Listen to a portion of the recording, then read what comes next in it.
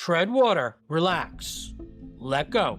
Do what you need to do, let go of the rest, and eventually the tide, the riptide will let you out, and that's when you swim. And in midlife, we have to be aware of, sometimes we get pulled out into a riptide. Our lives fall apart. We lose our jobs, lose some money, lose a relationship. Something happens with our family. You're in a tide, or a samskara, some would say. Stop fighting, let go, keep swimming, keep treading water, don't give up, keep your eye on what you want, and eventually you'll let go, and another tide will pick you up, a more gentle tide. What if the very labels that once broke you were the key to your soul's awakening?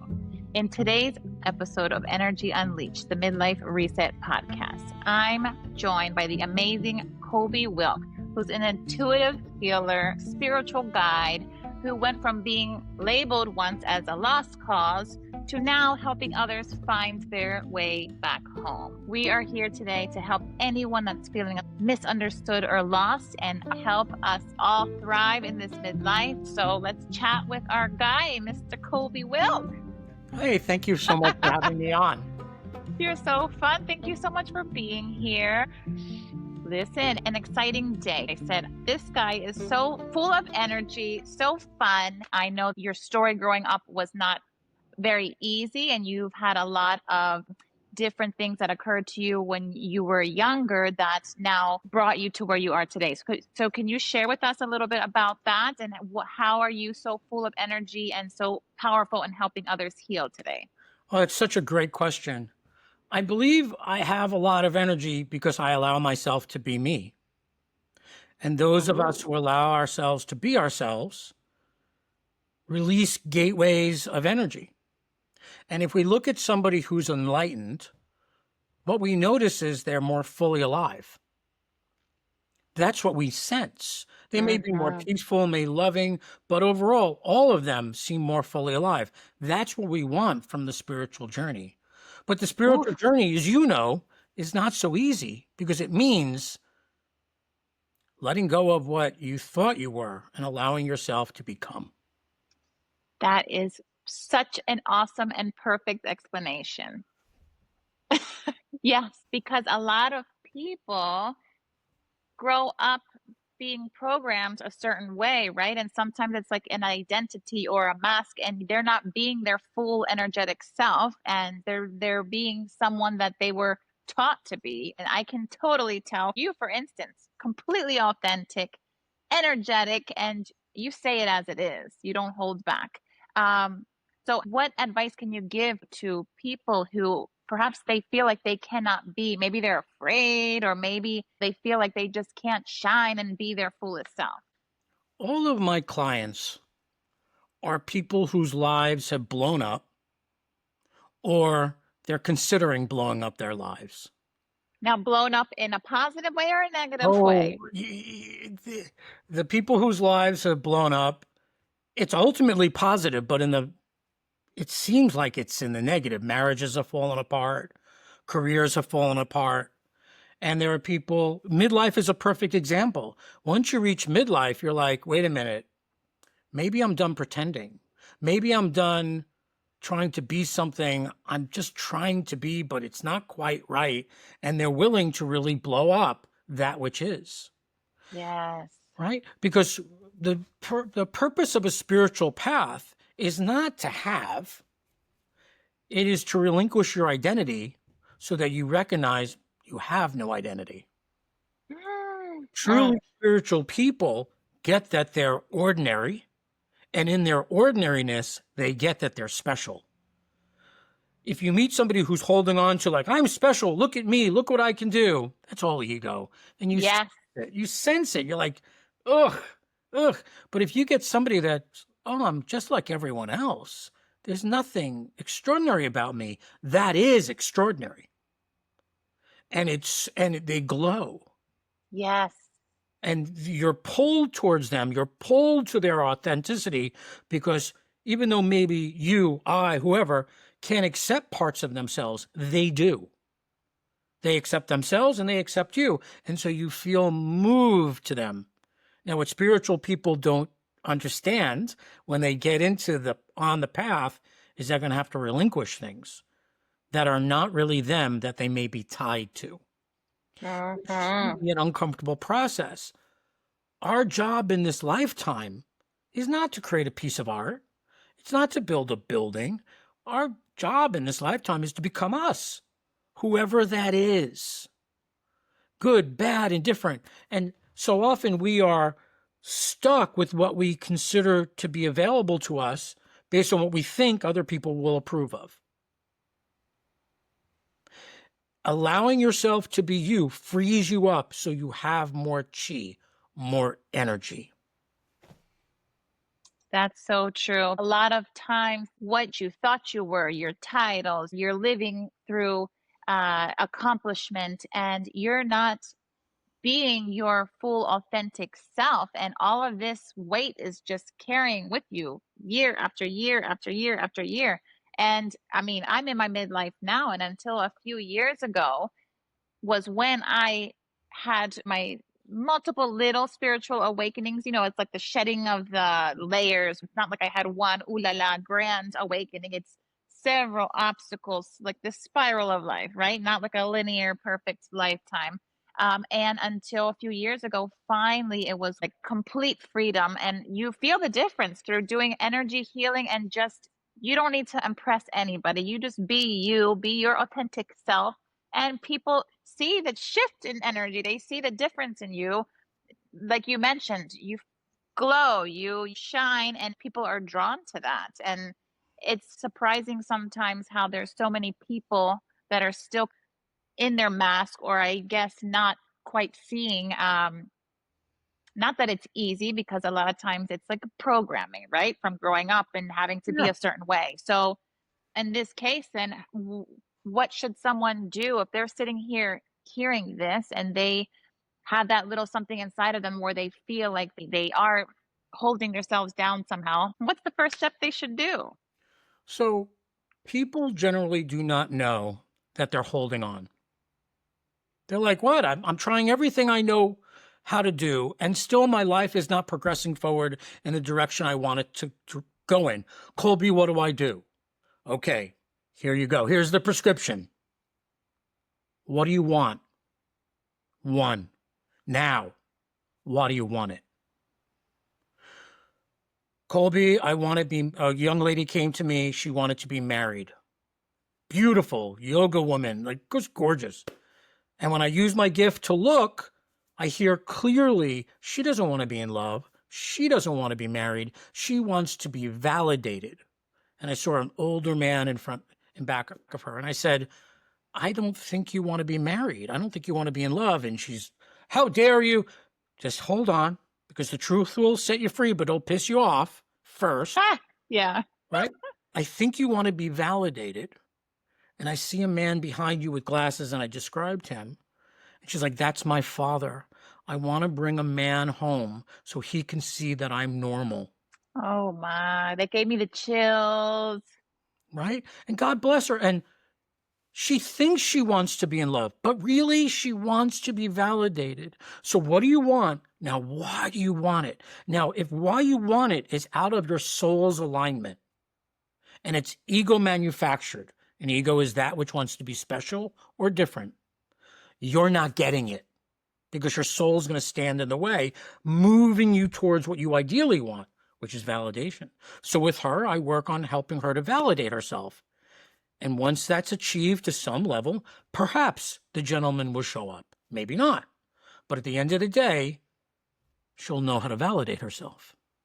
So seeking external validation, like needing someone to be there to love her. So are you working with her on finding out how she can love herself and feel complete herself, and giving her activities to do on her own? And forgiving her father for his Wow, pushing yes. that on, and her accepting herself as the weird child that she thought she was, Right. giving her practices to recognize when she's losing her authority over herself.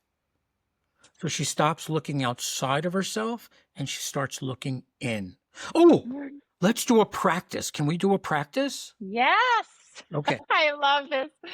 Yes. So the first thing I always teach people is how to keep their attention on themselves. because we are wired to put our attention on other people.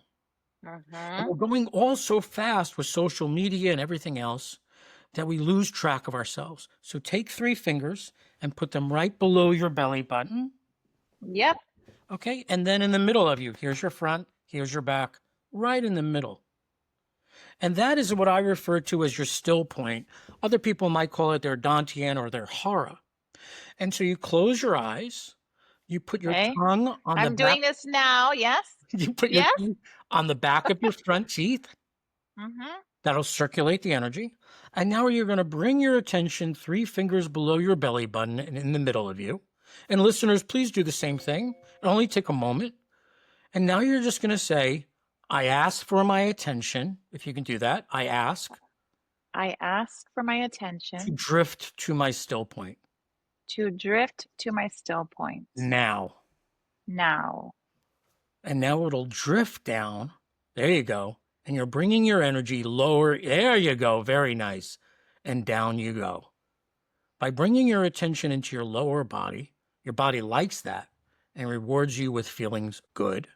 And your mind slows, so you have more space between your thoughts. And you could ask your guides, your beings that are gathered around you, your awakened ancestors, to take you deeper. Take me deeper. Can you say that? Take me deeper, And guides. down you go into your still point. There you go. And now you're in your body. If you've ever been told you're not present, what they mean is you're not in your body. And so these are short, quick practices that bring you into greater well-being. How do you feel? Good, grounded, stuck here. It makes me, I feel still, completely still, and like in one space, Right. Very, grounded. very good. Still, calm. Yes, yes, And so yep. this is because I'm a special ed kid growing up, right? And I was never supposed to graduate or anything. And meditation was very difficult for me to do. The practices that I was gifted, created, everyone a language that are quick and short and get you there pretty quickly. Because I didn't have Wow. the well-being to meditate for an hour. I didn't. Now I do. And so Right? this is what I teach people. The first thing is how to locate your body. Energy follows attention. If your Mm-hmm. attention's in your body, energy will find its way to you. Mm-hmm. Mm-hmm. So that's considered your lower chakra energy centers there. So it is all, that's your foundation. That's like your energy storage. So do you recommend for those to always focus as far as grounding if they're so high strung or not feeling confident in themselves, to focus on the lower chakras and try this activity to bring you to center quickly? And maybe they have a meeting and they're super nervous. This is a good thing to do as well. Now, everyone is so different. So it's not one Mm-hmm. prescription for everyone. As an intuitive, I'm like looking at someone's field, right? And seeing Mm-hmm. what they need, right? You don't need this. This is not what you need, right? It's good for you, but your third eye is enormous and it's counterbalanced with a very well-developed root. If you didn't have a well-developed root, this would benefit you Ooh, really did you well. say my third eye is ginormous? Boom, Yes. right? See And all the work I'm doing. right. So what I would do with you, the first thing I would do is, because your third eye is enormous in the front, but not as developed in the middle and the back, Mm-hmm. your third eye is in the middle of your head. So let's do this now, if that's okay. Okay. Oh gosh, Colby, what you doing to me? Let's go. So, okay, take your fingers and put them on where your bolts would be if you were a machine, Okay, right? right here, Right. right? And then in the front and the back. Okay, so we're going to bring our attention to the middle of our brain. Do I still hold? No, I just want you to okay, where is the Okay, middle of my okay. brain? Where Yep. is it? Now close your eyes. Bring your attention first to your still point, 3 fingers below your belly button in the middle of you, because I always start there. Very good. And now bring your attention up into the middle of your head. There you go. Nice. And now we're going to equalize your third eye to be less powerful in the front and bring you, there you go, to the middle of your head. And then we're going to open the back. There we go. Nice. So you're not so front loaded and you don't tip over so easily. You don't lose regulation. There you go. Nice. This brings you into a nice awakened stillness. There you go. Beautiful. How was that? Good, better balanced. Is that maybe overactivation of this third eye and just needs to be balanced a little bit more? It's one thing to do when someone's third eye is so loaded in the front, they're prone to overthinking, anxiety, digestive issues, a little paranoia, projection, right? Because Mm-hmm. here, our brains, your thinking center, was not meant for that much energy. Right, And if you're right. bringing spiritual energy into your mental field, it's going to topple It you. shifts you. Yeah, yeah. And so we want it in the middle of your third eye, in the middle of the chakra, using Mm-hmm. your language, Mm-hmm. so that you have balance. Yes. Great being intuitive, but the difficult thing is knowing the difference between your intuition and your projections. I like that, Colby. Mm-hmm. If you're here in the front, it's very difficult to know whether you're projecting or you're intuiting. That's great. And it's not powerful for everyone listening as well. I hear this a lot. They think it's all blah, blah, woo, woo, but intention is powerful as long as you believe in it. Where your focus goes, your attention goes, energy follows, as we were just discussing. Intention is huge. It moves energy. That's how people can also manifest things, if they want to use the word manifest. But some watching this may be like, I don't believe what they were just doing. I felt the difference. I felt the shift. You believe in this too. So can you explain the power of intuition from someone like you who's a highly sensitive, gifted person? Oh, God bless you. You're so sweet. Toot toot. Toot toot.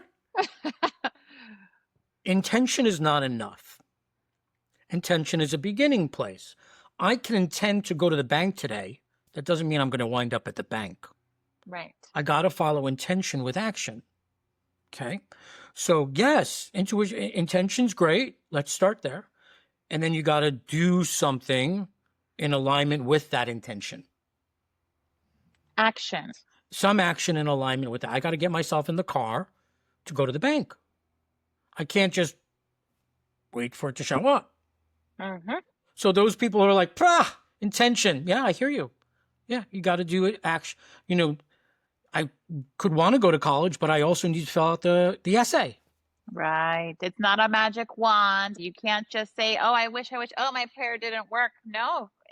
And it's not going to come to you without being in alignment with that thing. No, like I Yeah. could want to meet somebody. That doesn't mean I need to go to a bar to meet somebody, but it does probably mean I need to leave the house, Correct.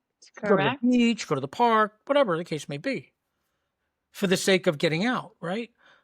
So, as a highly sensitive person, which is what I am, and that just means that highly sensitive people, they get more information, they also get overwhelmed, and they have deeper experiences than non-sensitives, internally and externally, meaning Mm-hmm. somebody who's highly sensitive feels their feelings more and becomes destabilized by them more likely, and also externally gets overwhelmed more, gets more information from energy from other people, environments, foods, fragrances, and such.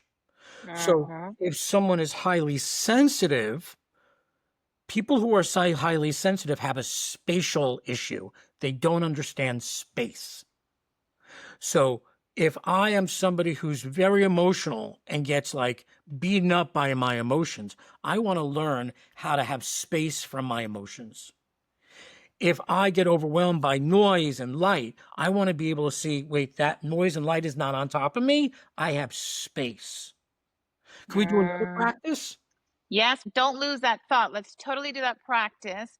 But like you said, easily energy from other people as well. And if you don't know how to take care or maintain your own container, some of that energy can stay onto you, be stuck onto you, correct? If you don't know how to release that energy and let go of what's attaching to you. So there are two schools of thought. There's me and there's everything else. And everything else is a potential issue. And I got to keep on clearing and clearing and depossessing and depossessing. There's truth to it, for sure. However, Mhm. the more you're in your space and manage your space, the less problems you have with external energies. Because you're so strong, right? And protective. You're so strong and you're in your space Mm-hmm. and you're Mm-hmm. not venturing out. Usually something attaches itself because you're not in your space. Or weak, like lower vibration, weak, and not in your Or you've space. been outside of your space for so long, you weakened your field. And But outside of your space, meaning what? Like not being in your alignment? so just we did the still point, right? You come into your space, and that's just the first, that's a scratch of how deep you can go. Mm-hmm. Spirituality is not ascension, it's descension. You come more and more in, and you want more of your larger self, your soul, in your body. You descend. The more in you come, the more Mm-hmm. present, the more energy you have, the less you have problems with external energy. Now, external energies, they're real. Absolutely. Yes. They are real, right? And they are to be respected. And, it's like, when I go into the woods, I wear long sleeves and long pants because I don't want to get a tick. Ticks are real. So are these external energies. There are things to Yes. do to protect yourself. Yes. That's it. It's Yes. nothing weird. I Yes. protect myself from parasites. I protect myself from parasites. Yes, exactly. Oh, and this universe is powerful. There's not just us here, human flesh. Right. And And I know you can see all kinds of things as well, right? Being highly oh my sensitive. You gosh. see more than probably sometimes you want to.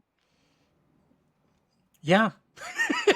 Wow. Yeah. Okay, we'll get into that later. Yeah. Okay. Yesterday I was it's hot in Seattle and I was having a fire in my fireplace to burn things out. And my neighbor's like, "Why are you burning? It's the summer. It's 89 degrees." Like, well, cuz I'm burning. Cleansing. Like, Cleansing. Yeah. are You you don't want to serious? freak her out. Right, right. You don't want to freak people out who don't have this awareness and they Oh don't my need to gosh. have this awareness, What do right? you use? Sage? Like black sage? Everything has there's not one answer for all things. You Mm-hmm. got to know what it is and what the remedy is. So sage can be great, dragon's blood can be great, Yep. Florida water. There's also and herbs, cinnamon, Yep. clove. You just need to know what it is and then you can get rid of it. Exactly. Yep. Oh yeah. Oh gosh, we have stories to tell. We'll get into that at another time. But yeah, I did outline my house one day when it was a problem home. This home was somehow cursed and a mold that just would not get rid of no matter how much I repaired it. And it was insane. This was a home years ago. And until I outlined and did intentional prayers to get this out of my house and whatever is here, leave and being positive about this home will sell this. I mean, it was a miracle that this home sold, and it sold, but it only sold after I just let go and said, that's it, I'm done, I'm not staying this way forever, because I tried for years to get out of this home and I couldn't. And then finally I went around, I had my Um, little charcoal, my myrrh, the Mer. little syrup thing, and around the house, and with the agua florida, within a few months after, a tenant came through and actually bought the Good. house, and I was like, oh, this is no joke. Wow. That's amazing. Okay, So, activity time. I want to do activities. all right. So, HSPs, highly sensitive people, Mhm. tend to be outside of their space. We have an energetic field around us, like a jelly bean, a little bit above our head, around us, below. Some people's jelly beans go out 3 feet, some people 12, 15. So, what we want is on the edges of our field, there are these sensors that sense energy. Now, HSPs and those of us who are sensitive have our sensors pointing out. so that we can pick up what's coming at us. The hippo, the angry boss, the neighbor, the girlfriend, whatever the case may be. What we want to do is start turning these sensors in towards us so that we can pick up what's going on with us. Because highly sensitive people are often more aware of others than they are themselves. Good point. Okay. And so when we turn our sensors in, there'll be a great state of calm. Like I said before, highly sensitive people do not understand space. They think things are encroaching upon them when they're not. Their sensing is off the chart because their sensors are out. We're going to turn them in. So let's do that now, okay? It'll just take a moment. Okay. Okie dokie. So we're going to bring our attention 3 fingers below our belly button and in the middle of us. And you're going to say still point. Still point. And you're going to ask your guides and angels and animal totems, help me draw my attention to my still point. Say that, please. Help Spirit me. guides, animal guides, help draw my attention towards my still point. Now, please. Now, please. Good. And when you get there, you're going to sense a deep sense of well-being. There we go. Again, we're just bringing our attention into our bodies. And by bringing our attention to our bodies calm down.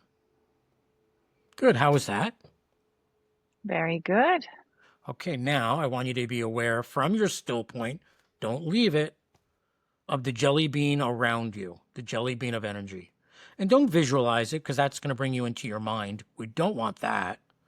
Just be aware of the jelly bean. And if you're not, just intend to be aware of your jelly bean. Doesn't matter. And now you're going to say, very good. And now you're going to say, I ask to turn my sensors in. To turn my sensors in. Put your palms out in front of you. They already are. And now say it again. I ask for my sensors to be turned in. For my sensors to be turned in. And turn your hands towards yourself. There you go. And let your sensors turn. They're turning. They're turning. There you go. And then, there you go. And now your sensors are facing you. And you're less aware of the world. You're enveloped by your own energy, your own essence.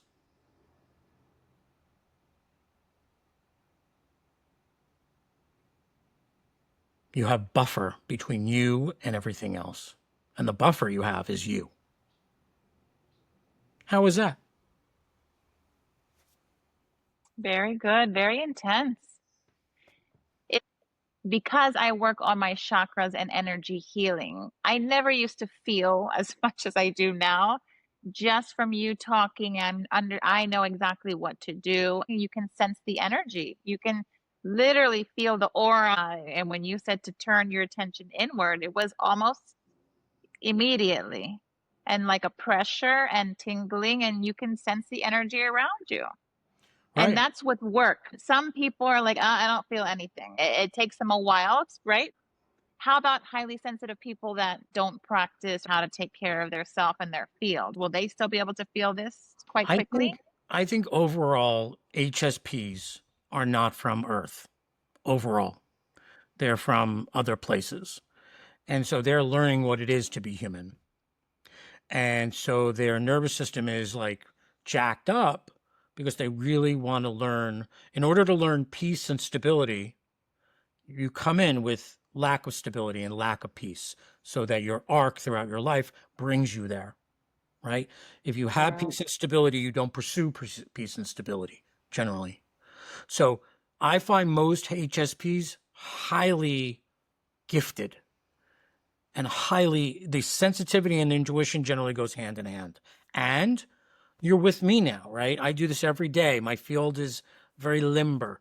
And you, by your nature and your training, are limber, right? So the more self-aware you are, and the more willing you are to be with yourself, the more you're going to sense. Having said that, being able to sense is not the end goal. It's the ability to be. Good one. right? Because some people can get caught up in, oh, I sense this, look at me, I sense that, and then I saw this angel. Calm down. Calm down. Does Well, that that's make their you ego. Then sometimes their ego goes right? way They have a beyond. spiritualized Yeah. ego. It's like, calm down. Yeah. Do they have all awakened people have several things in common. They have stillness. There's space between their thoughts. They're calm, and you can sense love from them. Other than that, there are Mhm. many flavors of enlightenment. My form is I'm very playful, Oh, that I know. right? I'm very, very playful.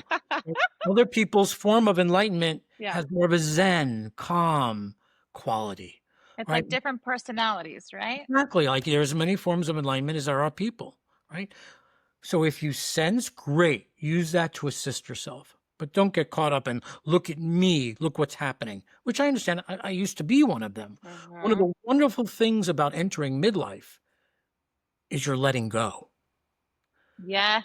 That's the Oh, wonderful thing about midlife. And we are being trained to let go so that we could ultimately let go. and it's not easy at all. Over the past few years, I kept saying, like, dang, I'm getting so good at letting go and just not caring. And it's not that I'm being a cold hearted person, it's just not caring, as in, whatever, something comes up, hit me, I'll take it, like it's just part of life. So, and then immediately it's a process of letting go, which sometimes, depending on what the situation is, it's tough. It Right. sucks. We may be emotionally drained or heartbroken or whichever, but then work on yourself and let go. And it's so freeing and you feel so good. And you do become almost like a pro, because no matter how heartbreaking or terrible something can be, you realize that it's part of the life cycle. Right. And, It's bound, something's bound to happen. he, she, they who argue with life will lose, right? What's happened has happened. Okay, I'll do my best. And I gotta let go. Meaning, I won't think about this while I'm trying to sleep. Our culture is trained to hold on and control, right? And in our 30s, up to our 35, we're trying to build our fiefdom, right? Our kingdom, our marriage, our family, right? After around 35 and 40, for the most part, most of us have our lives kind of worked out. We've established ourselves. And then usually what happens is around 35, 40, something comes off the top of your life. Something that you thought you were, not who you are. It's like, haha, yeah, like, hi, here I am. Here Shoot, you straight. woo. And, Mhm. all of a sudden you have a health crisis, a marriage crisis, a job crisis, a money crisis. You're like, what happened? Everything I was doing worked up until this point. Now it doesn't work. Mhm. Doesn't work because it's not supposed to work because you are being brought into letting go. Mm. Now, let me share a thing. I have a theory. Yeah. Consciousness has often been described as water, an ocean. Okay. And so there's consciousness, it's an ocean. In an ocean, there are tides. Now, if you ever gone to the ocean, you live in Florida, I'm Oh, from Rhode Island, I'm obsessed. I think I was a mermaid in my past life. okay? Maybe you can tell me if I was, because I'm obsessed with the ocean and the balloons. Okay, go ahead. Yeah, actually, I Was can I? actually. Was I? I can see a tail. I would need to look. Let me just finish this thought. Go, go, go. Okay, so if you go to the beach, your mom or dad or whoever will say, don't get caught in the riptide. Be aware because a riptide will pull you out. And they say, if you get caught in a riptide, do not struggle. Do not try to swim against it because you are just going to tire yourself out. If you're in a riptide, let it pull you out. Keep your back and your face facing the horizon, Mm-hmm. looking at what you want, and let yourself get pulled out. Tread water. Relax. Let go. Do what you need to do. Tread water, but relax. Do what you need to do. Let go of the rest. And eventually, the tide, the riptide will let you out. And that's when you swim. And in midlife, we have to be aware of sometimes we get pulled out into a riptide. Our lives fall apart. We lose our jobs, lose some money, lose a relationship. Something happens with our family. You're in a tide or a samskara, some would say. Okay, when you're in a samskara, stop fighting, let go, keep swimming, keep treading water, don't give up, keep treading water, keep your eye on what you want, And eventually you'll let go, and another tide will pick you up, a more gentle tide. That is so good. That's such a good explanation. Oh, that's a perfect explanation of how life happens. And it's supposed to happen that way, right? So you have Right? to. Right? So those of your listeners who've been trying and fighting and wising, okay, you're in a riptide. Breathe. Find a partner to breathe. Learn practices. Calm. Enter into stillness. And at one point, it'll spit you out. And where it spits you out has a lot to do with what you were doing in the riptide, right? Because if you fought all your way, you're going to be exhausted and you're going to be wizened by the time you come out. People age tremendously. Think of our Yes. presidents, right? How they age so Yes. quickly, right? God Yes. bless them, right? Calm, calm. I know Through it. through it. I know for me, like I'm prone to Kundalini energy that raises up to Mm-hmm. time. Mm-hmm. And the last time I was knocked out for like 3 years. I couldn't leave the house. I was just overwhelmed. And I'm like, okay, I'm in a riptide. I could fight this. I could struggle. I can get worried. Relax. It's okay. Breathe. Yeah, but what about other people what are people going to think if? Calm, calm. And eventually it spit me out. So when you accept the situation and go through it, instead of fighting it and then going around, it's going to end quicker. Do you Uh, think? I, you're going to, I don't know about quicker, because again, that would be trying to control it, Mm-hmm. right? As opposed to, Mm-hmm. I'm in a riptide. This is a force of nature, a samskara, a deeply held wound. Maybe for lifetimes I've been working to get to this place. Let me relax. I'll do what I can, tread water, and then I let go of what I can't control. And at the end of it, when it spits me out, I'll be better off for it. Because those Mm-hmm. terrible times, like I'm really grateful for that period of my life where I couldn't leave the house, and it was really hard. It was hard by its very nature, and then me struggling to get out of it was also hard when I wasn't watching myself. We all want a magic pill to transform our consciousness. I know I do.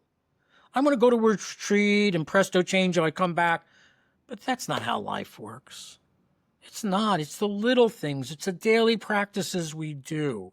It's the moment to moment shifts we make with our Mm-hmm. consciousness that makes the biggest difference. Yes, going into retreat, having a soul alignment, a shamanic, absolutely great. But we also got to take responsibility with not what our attention is on, but where Mm-hmm. our attention is from. Is our Mm-hmm. attention from the middle of our head, like I did with you? Is our Mm-hmm. attention in the middle of our still point? Is our attention in our field? Or am I aware of how they have it better than me and I'm outside of my space? Because if I'm looking at how better your life is and I'm outside of my jelly bean, now I'm being hit by astral forces and other beings Mm-hmm. are grabbing onto me, right? Stop that. Be aware of it. Yeah. Come back in. Come back in. Such a good lesson. Yes. And that's to go along with everything that you'll come across that's difficult or resistant. Come back to yourself, freeze, acknowledge it, accept whatever's going on. But the first thing they should do is then go within. Do what you did with the lower chakra here and focus. It's a very quick thing to kind of just bring your attention back to yourself, and then you can have more clarity about the situation. And what if they need to make a quick decision? What do they do if it's a situation that's like something so difficult, crazy with a family member? Who knows? Purpose of intuition. Intuition is not airy fairy, right? It's not airy. Intuition is the product of presence. The more calm and still you are, the more you have access to your intuition. If you're like, oh my God, what do I do? What college? Or what house? Or do I invest here or here? Oh my God, so much is dependent on this decision.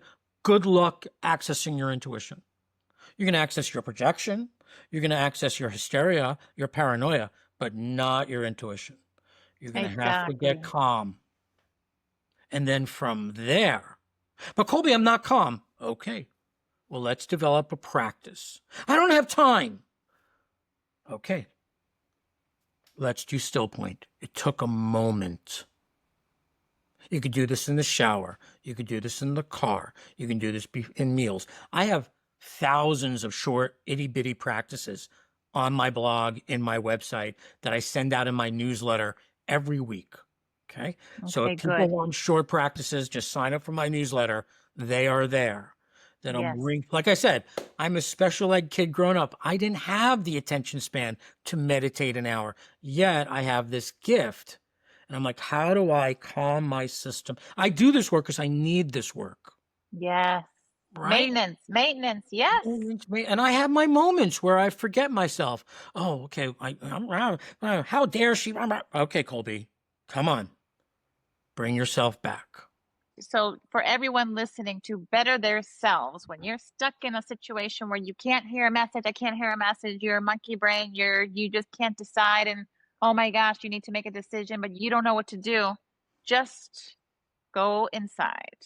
Right, because when you're Calm, freaking out, you're still. afraid you're not going to survive. And you Mm-hmm. think you're limited. You think you're small. You believe in your ego, which is really outside of your spirituality, right? So we need to access us to become more of us. Mm-hmm. So if you, okay, I have this big thing, Colby, I haven't been meditating. I don't know any of of your practices, and yet I'm freaking out right now. What do I do? Take your tongue and put it on the bottom of your mouth. That's one going to ground you. Very simple thing to do. Take your fingers, your two fingers here, put them down and put them over your knees. And you will bring yourself down. You don't need to do much with your attention because if you're freaked out, you can't control your mind. So let's use your body to do the heavy lifting. Mm, And you will calm down. Just give it a moment and you will calm down. And if you're freaking out, that means you believe in limitation. And who doesn't from time to time? You right, believe that you can be killed and you will cease to exist. Not true. But in those moments, that's what you believe. Killed meaning cease to exist. That's not true, right? right. Okay. And in those moments, sure, I have them. Okay. Fingers down, tongue, nice straight spine. Breathe in your nose slow and out your mouth even slower.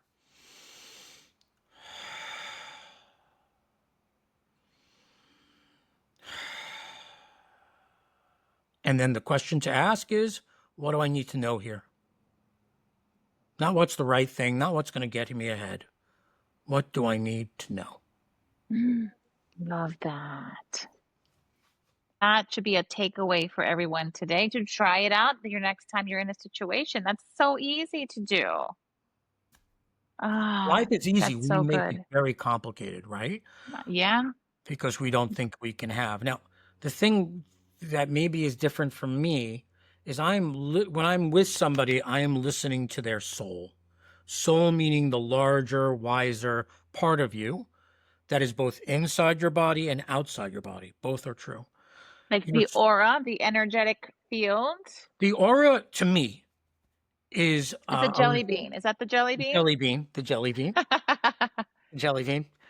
The aura is the result of your physical biomass, right? Mhm. That's what the aura is made up of, the energy of your biomass, which also Mhm. consists of the energy of your chakras, okay? Mhm. And the meridians and all that. The soul Mhm. can be part of that and outside of it. We want Yes. as much of our soul in our body as we can, which means we got to get rid of our blockages, okay? Yes. Right? So the soul, the larger, wiser part of us, is not trying to puppet us. It is taking orders from us. I am telling my soul what I want. Not, I want a piece of pizza, which I do. Not, I want a chocolate bonbon, which I do. But what I really want is X, Y, and Z. And usually those things don't go away. It's the same things I probably wanted since I was 16, 22, whatever. My soul is trying to get those for me. Now, it may Yeah. not seem like a straight path, may seem a little like stepping stones, But that's what my soul is trying to do. So I'm constantly listening to a client's soul. What does the soul want for her, for him, for them? And if I can get that information and tell that to the person, then the person's life is so much easier because they know what they're Mm. here working on. If you know Oof. what your soul wants, then it makes everyday decisions simpler. Just like the young lady, you're here to validate yourself. So every decision is, does this validate me? Does this not validate me?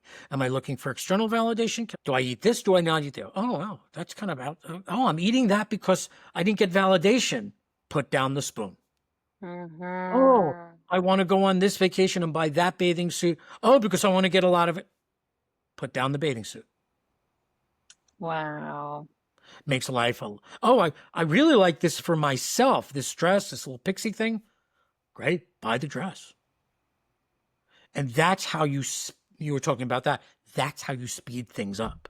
If you know what your soul wants, then you know what's yours to do. Yes. And the way to find out what finding one's true self, soul's purpose is connecting within. So you gave like an aha moment to me because as much as we can balance ourselves, energy healing, feeling good, clearing our aura, the blockages, this and that, instead of thinking that the soul, you need to connect and go up, we need to bring it down into our physical body here because we are going to receive that higher consciousness, the higher message connected to our soul, and we will be able to hear it, feel it, and understand it better, bringing it down. Let's use different terminology. Higher Yes. self always equates to some sort of Judeo Christian belief that it's above us, which causes us to leave ourselves. I prefer the term central self. I want to participate in my central self. That is my biology, this body. My body is my Uh-huh. partner in this life. Without a body, Yep. I can't liberate. I can't liberate without a body. My So body give it has, love and attention. right. Mm-hmm. And my body has all my information, all my lessons, all my karma. If I'm not in my body, then I, I can't do what I came to do. So I got to descend into my body where all my lessons, all my karma, all my lessons is, and where my access to my soul is. If my soul is in my higher self, which is a fine term, but it equates to leaving oneself. No, it's down here. It's In the here center. in the center, right? It's here. It's here and it's now. And there we go. You know people who are like, and they're laughing and they're joyful, but they're not really there. It's kind of a screechy Yes. quality. Oh, yes. And you're Yes. like, Yes. and then you Yes. need somebody who's in their body and they're enjoying themselves and there's a level of well-being and happiness. There's a depth, Yep. right? So Yep. we know when we're around somebody who's got the goods. And the more you hang out with people who have the goods, because we're tribal animals, the more we're going to start to resonate with that. That's so cool. People are going to believe what they want. I have you on this channel because I totally resonate and believe in what you believe in, like-minded people. And this is so freaking cool. I love this conversation today because everybody has a different level of understanding. It's in time. Maybe they never will understand. Maybe one day they will. Maybe they do right now. But how can you explain generational blockages or karma? Is it something that every single one of us has? And can you explain that to maybe somebody who's just curious and want to understand better their soul and Mm. that it is linked to past generations? Sure, I don't know what's true. One, but I do have a sense of what works. So when someone says they have a past, Colby, I have this past life where I was a slave or I was beaten or whatever the case may be, can you clear that for me? I'll say, well, the reason whether you have or don't have that past life, whether it's a metaphor or a message, it doesn't matter. What matters is what's going on here and now. And how, if that's a metaphor, what does that tell you about now? So you were in prison in that past life. Tell me more. Now, where does that echo with this lifetime? We don't have past lives to heal that life. We have past lives awareness to heal this life. You are not Ah, paying attention to something here, or you're resisting it. Let's address that. Why would God, the divine, Allah, Yahweh, whatever you want to call that, make it so you have a past life and we got to go back and heal that? That doesn't make sense. If all time is simultaneous, which is very difficult for my brain, we work on this life and we use that as a metaphor, a message for this life. this current life right here and right now. I had a client, I'll tell you, I had a client who was studying to be a naturopath and couldn't pass his exams. Smart guy, nice guy. And he's like, I want to pass my exams. What do I do? I went and looked and I saw him with a piece of furniture and beautiful and working on it. I said, what's with the furniture? He's like, well, I love furniture and I love to make furniture. I'd love to be a carpenter. I'm like, why aren't you a carpenter? Because I can't make money. Are you kidding me? My handyman makes more money than I do. like you totally make a living as a handyman in this city. Wow. And so he goes on about, well, you know, I've had all these past lives where I was, blue collar and da da da da. I don't want to do that again. I want to be somebody who, oh, okay. So it's about not accepting yourself because his true talent is using his hands, not naturopathy. And that's why he's not passing. The soul is Um, stepping in. And so the key with the past lives is to recognize it's not about resolving those last lifetimes where he was a servant. It's about embracing that he is good with his hands and that doesn't make him less than people who are white collar. And with that healing and that awareness, he's now a carpenter. He's got a truck and 3 guys who work with him, and he's making a buttload of money, and he's as happy as can be. wow. Point of the past life was pointing him to work on this life. Yes. So we have our past lives. Maybe that energy from generations and lifetimes ago can still hang on to you and carry that karma or trauma until you realize the message and break it right here, right now, let go. And we need to interpret and understand that message, accept it, and then that's how it releases, right? It is the gift of your ancestors, the gift of your past lives, parallel lives that point you where to work in this life to gain greater freedom. Uh-huh. A lot of healers make past lives, karma, demonic things as the enemy. They are all pointing you to learn what you need to learn, to experience Wow. what you need to experience, not so that you can be a good boy or girl, but that you can become who you've always wanted to be, have what you've always wanted, have the life and step into it that you've always desired. It's pointing you. Thank you. Thank you, past life. Thank you, thing that glommed onto me. Thank you for making me aware. Thank you. I know what I need to do now. And that attitude is going to raise your vibration. And that changes everything. Mm-hmm. Wow. Yes, yes. And you don't need to keep carrying that along with you through moving forward in this current lifetime. No, you've integrated. So, You right. haven't cleared it. You've integrated it. Gotcha. That's a good lesson for some people because every spiritual mentor, coach, they all have their own ideas. Somebody will sit here with their religion and swear to you that their way is the right way. This religion, this way is the right way. So it's a matter of this world is so powerful and there is something so amazing and perfect and omnipresent. Something is there, but the truth is nobody knows exactly the truth. Everybody has their own truth. And so that's why it's so important for people to develop their intuition so they can sense their soul and Yes. everyone has their own path, right? Like I was born Jewish. My family's Jewish. I identify as Jewish. I'm neurotic. like my people, right? But I wish I took to the religion. It's not my path as a Mhm. religion.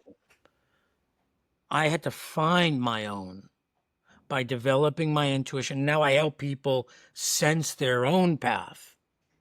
Most people can only tell you what they did, but then you're just applying their wisdom. And there's Yes. only so far you can get by Yes. applying somebody else's insight. Yes. Yes. And Yes. midlife is a Everybody is perfect different. time, right? Midlife's a perfect time to find you. Oof. Yes.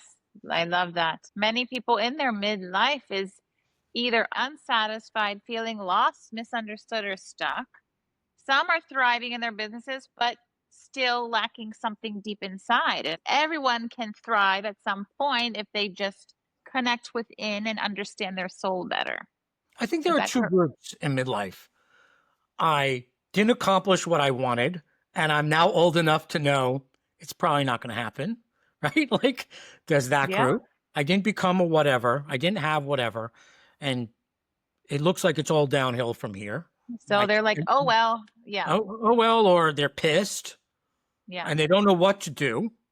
Or there's the group that, okay, their plan A or plan B happened that they set out for, and it's like, but I'm not satisfied. I'm not Mm-hmm. fulfilled. Mm-hmm. Where where where is life? Mm-hmm. Two groups. Either way, it's about, okay, it didn't happen or it did. What is your soul calling for?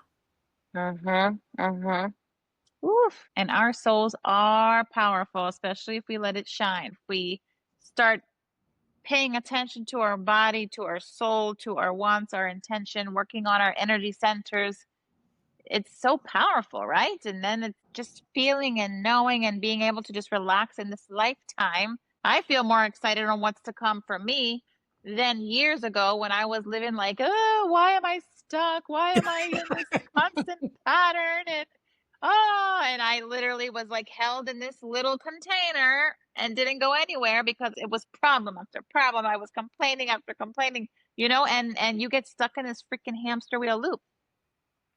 And what did you learn? I learned when you just stop and let it go, accept it, and go within. Literally, I didn't know who I was. I thought I knew who I was. I thought it was all about partying, having fun, and looking cute and this and that. And until I went inside, found myself, my true self, I didn't give a shit what people thought of me. Setting boundaries, stop people pleasing. Things start happening in my life. People are starting to come to my life that I have these amazing messages and lessons that I'm learning and opportunities. It's like a flower, like blossoming. Once you go, literally, the first step is to just start learning and doing many activities every day to go within, and your life will become lighter, more free. And I'm just excited because it's more now being confident and rooted in like authenticity.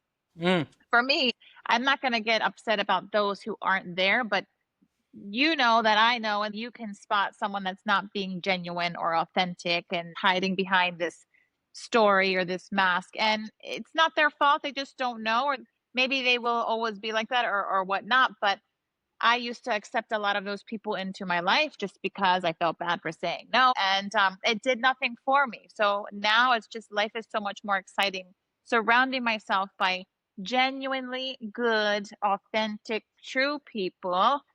It just feels so free, and you're going to come around some that aren't that way or maybe have a lot of problems and are prickly, but it's all like I see them now as lessons and messages, and I'm that balance for them, and I start to see their energy shift as well because I'm not going to fall to their energy, right? It's more now I know how to protect myself better, and I'm a lesson, and everybody's in your life for a reason, whether it's someone on the street or someone at your workplace. Mm. It's all a lesson learned somewhere, I'm a big fan of, not that everything's a lesson because I don't know, but everything right? is an opportunity, and you could either play it for the positive or play it for the negative. I think there are a lot of healers and stuff who make assumptions. I don't know if everything's a lesson. I don't know, but you have an Yeah. opportunity here now, take it or don't take it. One of the things that I find that discharge, because if someone's in a riptide, something's not happening, no matter how much they try. One of the things I have clients practice is, which sounds really counterintuitive, what if this continues forever? Ooh. What if this is the rest of your life? Oh, I want to kill myself. No, that's not true. Since that. And if that is Right. true, there's a different place to go. But Right. if you can accept, because what you want to do is start eating up that energy. Let's assume it's a samskara, a deeply held wound. You're in a riptide. You denying you're in a riptide doesn't help you get out of the riptide. You start to say, okay, I'm sick. And if I'm sick for the rest of my life, that's okay. I'm unemployed. I don't have much money. If that's the rest of my life, I need to go on public assistance. That's okay. And you get your self to a place of equanimity. Once you're in a place of equanimity, the riptide, has no choice but to fall away. If you can't meet somebody and you really want to meet somebody, get yourself okay with being single. If Yep. you can't make money, get yourself to a place of, okay, I won't have money. And if you need Because help it's the resistance, right? Is it the yeah, resistance that's eat blocking up it? the charge. Eat up the charge. Because maybe this is a past life, a samskara, a riptide you're caught in. Okay, eat up the charge by accepting it. Now, Colby, that's very negative. That's really against the laws of attraction. No, it's not. Because you're accepting the situation open-hearted. Oh, I'll be in bed for the rest of my life. Okay, let me find equanimity. Let me find, if I'm really depressed, let me find some light here. And what I notice is a week of doing this, things change very quickly for people. You see, let go. It's the resistance that's causing things so difficult. And I like how you're saying you don't know because you don't know, but this is what works. This is what you know that has worked for you. And you see it happening to your other clients and other people. And clearly, we learn from like other amazing people like Abraham Hicks. I love when she talks because she talks a lot about resistance, follow the path of least resistance. And she or they or whomever Yeah. helped me during the times when I had felt lost, and those messages that was channeled and shared helped me so much. And it was all just being like, okay, let go, follow the stream, just let it take you, go through it instead of around it. And whatever in the world is resistant, you just, okay, you see it there, oh no thank you, and you just, it's kind of like the universe is pushing you, or whatever's going on in your life is pushing you towards where you need to go. Now, And that's what your soul wants, right? well, we all have a path, right? So when you were speaking, I heard some of your listeners say, I tried the Abraham way. It didn't work. Now, my friends, you have a soul path. The Abraham way or my way or your way may not work for you. We're all Yes. not coming from the same place and we're all not going to the same place. You've got to find your path. Your path may involve Abraham, may involve me, may involve you. The point here is to listen to you and what is your next step. If some path that other people are like, yay, this really worked for me, and it doesn't work for you, it's not your path. That's okay. It And doesn't then make who cares? Yeah. just not working. If you got to, okay, let me get quiet. And maybe you get quiet by meditating. Maybe you get quiet by being in nature. Maybe you get quiet by exercising. Get quiet. What is there for me? Yes. What do I need to know here? And find someone to partner with, to walk alongside you, to go into those places that are dark. Because we all hide parts of ourselves from ourselves to survive our childhoods or to survive. And we need someone to go into those places with us because it's scary to revisit that. And that Yeah. requires you to trust whoever you're walking with. Whoever it be. And if you feel like you don't have anyone, there's guides and mentors and coaches or whoever but see what feels good to you, the person. And just that's going within and listening. And if you feel any inkling of something uncomfortable with your gut feeling, then it's not for you. Then don't do it. Or if something's uncomfortable, ask why.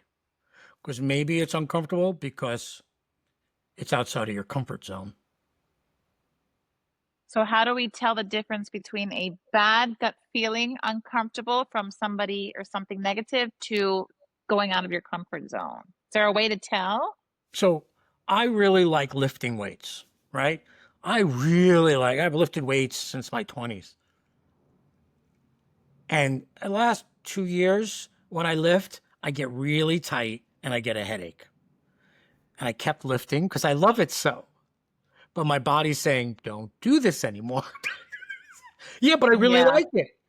But my body's saying no. And I know I should do some stretching, some muscle balancing kind of workout, but I've been resisting it. And every time I think about this new form of workout and this new kind of workout that will help me, I don't want to do it. My intuition is saying, go for this workout.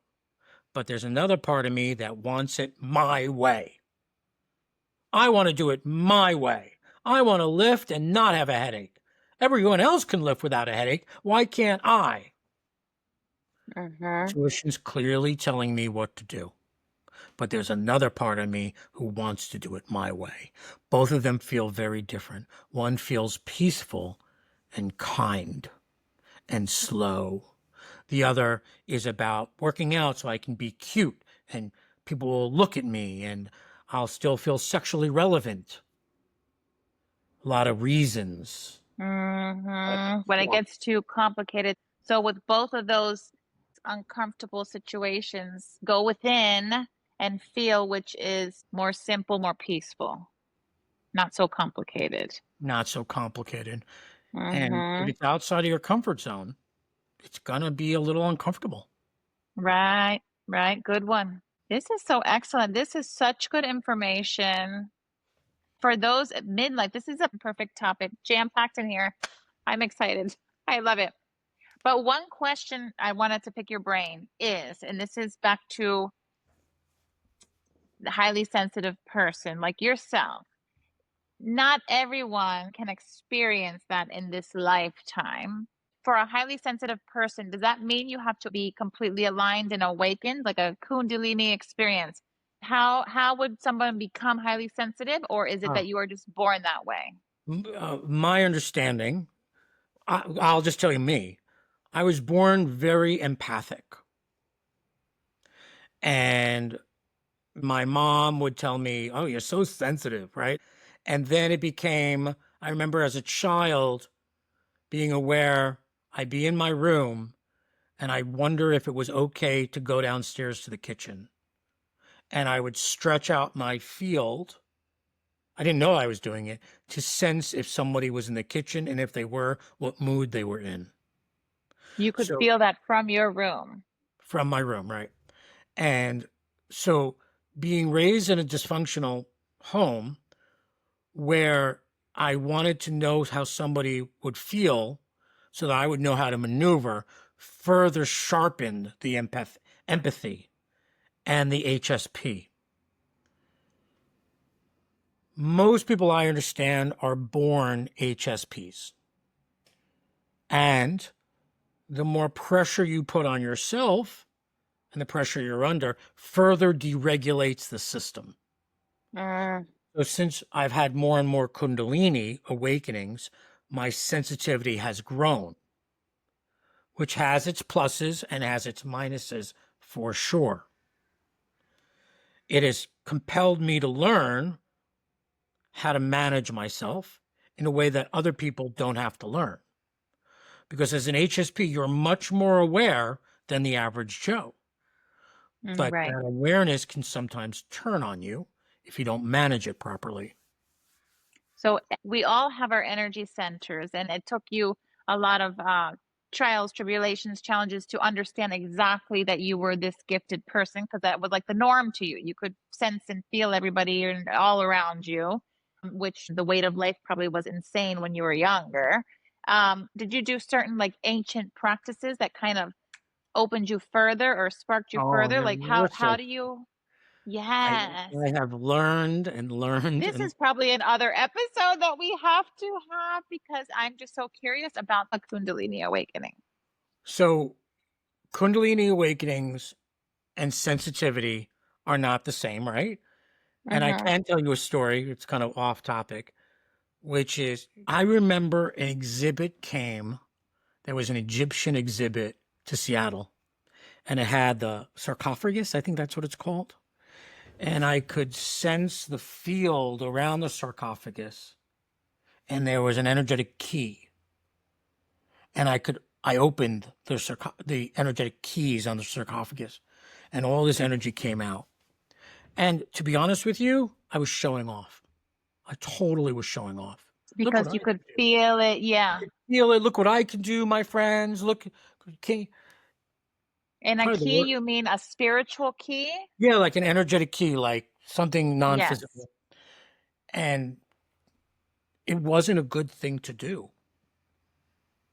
It was not a Because good. it went like this, whoof, like all the energy just came It to was not. you. It took me a long time to clean it up. So you have a gift. I have a gift. Many people have a gift. The question is, can you deploy that gift? And as the statement goes with Spider-Man, with great power comes great responsibility, Mm-hmm. right? If you don't take responsibility for your gift, you're going to get kickback. And in that event, I Yes. got kickback, right? It took me a long time to clean that up. HSPs have an incredible life, an incredible challenge, and incredible learning. The HSP or empathy is actually a superpower. But a lot of HSPs spend their time trying to manage their sensitivity as opposed to learn to direct it. It is a superpower, being able to sense what others feel and being able to impact I can impact an environment energetically and shift people's moods very Right. quickly as an HSP, right? But most HSPs are not trained. And the person receiving that has to be able to accept the energy into their field, right? For in order for it to usually work. If I'm at a meeting and people are not getting along, I will bring in the energy of, let's say, God's glory into my field and then resonate it out. It's God's glory. What's the problem, right? Like To I'm it's gonna disperse. gotta disperse. And it will Mm-hmm. alter and people will respond to the energy of God's glory. God's glory being astonishment, wonder, awe. And that'll bring the energy of the room up and people will get along more seamlessly. Wow. But Yep. that's a thing that HSPs can do that the average, ordinary, denser person has a much more difficult time doing. Mm-hmm. Mm-hmm. HSPs can alter outcome. HSPs are quicker manifestors than regular people because we're Mm-hmm. more energetically attuned. Oh, I have a gift I want to give your listeners called Turn Your HSP and Empathy into Your Superpower. I'll send that to you, and maybe you could put that in the notes Sure, so sure. people can What is this? learn. This is It's a a free guide or gift. what is this? It's a bunch of videos. Ooh. Okay, Bunch of cool. videos Cool. teaching people how to manage their sensitivity and Yes. direct it. Okay, so comment superpower. I'll give you the link. They could just, We'll put it below. yeah. Perfect. We could go on for days. There's so much information and amazing things to learn about this universe and our power, right? We all have power within us. But if you can just give us your last words to anyone listening, whatever you would like, whatever that's coming to your soul, to your heart that you want to just say. Um, Hmm. I'd like to say to people in midlife, it's not all downhill from here. It's not. I mean, I mhm. talk to people, oh, my body, my looks. It's not downhill from here. You have learned what you needed to learn, and now it's time to let go so you can be you. I want you to give yourself permission to be who you've always wanted to be. That's the opportunity in midlife. That's it.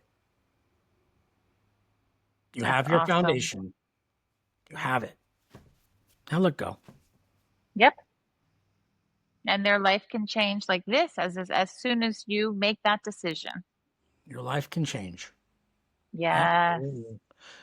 The issue is that people want their lives to change, but they don't necessarily want to change. Right. You want the easy way magic wand, but I it's do going to take too. I work. mean, we all do, right? We all Yeah. want the magic pill. But in order for this to change, you need to change. And I suggest to your audience, every one of us knows that thing that we shouldn't be doing that we are still doing. Whether that's eating too much food, eating too much sugar, drinking, hanging out with that person, you all know. Sometimes, if you want this to change over here, what you change is actually over here and seems unrelated. You change this, with great power comes great responsibility. Change what you know you should change. There's something all of us have the wherewithal to change. It's not too hard. It's not complicated. Do it. And let's see.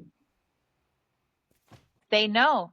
Go within and you know what it is. Just start from there. And then All right. everything else will fall in front of you.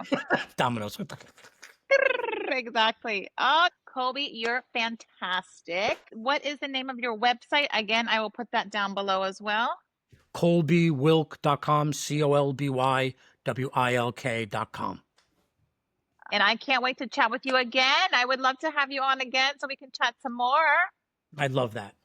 All right, my dear. Mwah. Thank you so much. Thank you.